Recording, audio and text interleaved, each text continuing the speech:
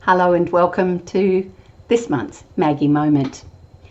Last year in 2021, thanks to some very courageous women, Grace Tame, who was Australian of the Year, Brittany Higgins and Chantel Contos, we heard of the voices of women being silenced in our schools, in our communities, in our workplaces, and sadly in the hallways of Parliament.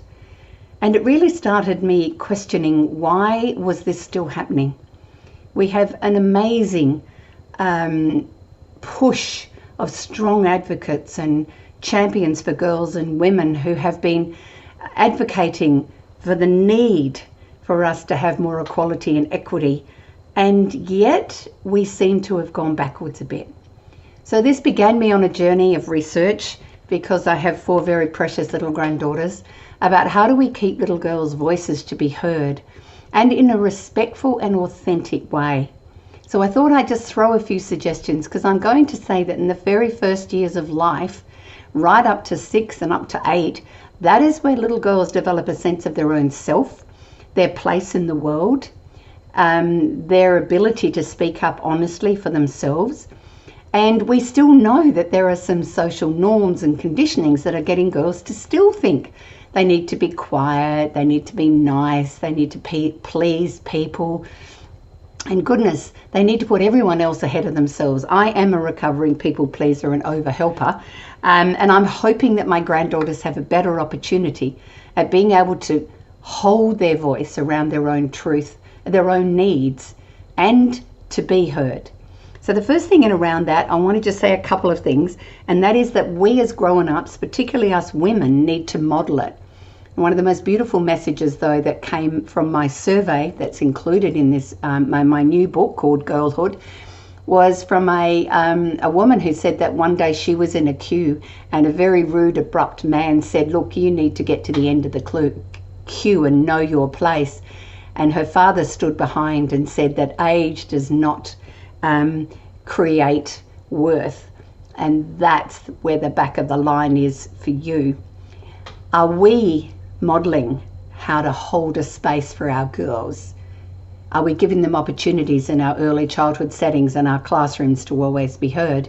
Because sometimes our boys are louder and noisier, but sometimes we need to give all of our children an equal voice. The second one, we need to teach them that to have a voice, you do not need to hurt others, which is not what's being modelled online from grown-ups all around the world. We need to say that when you speak your truth, it can be in disagreement. However, it can still be done respectfully. Also make sure that our sensitive and quieter girls have an opportunity to be heard, because I was a noisy one, and I know I spoke over the top of many quieter girls, and I wish somebody had whispered in my ear that it's okay for them to be heard as well.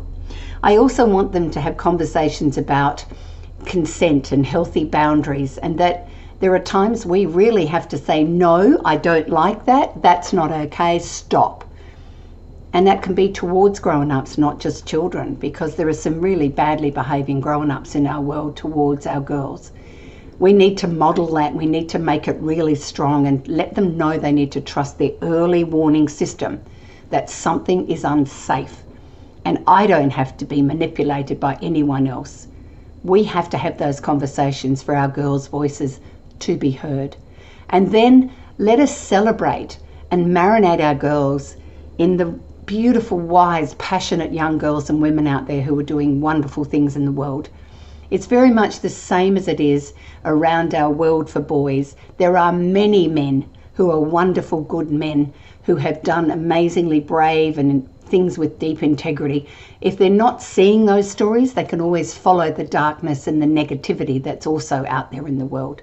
So please, talk to your girls about those brave women who stood up so that we could have the freedoms we have today, and encourage her to be herself, that she is not defined by her appearance, what she wears. She is defined by who she is on the inside, and that we need her to keep her voice so that our girls can grow up to be happy, healthy, and heard.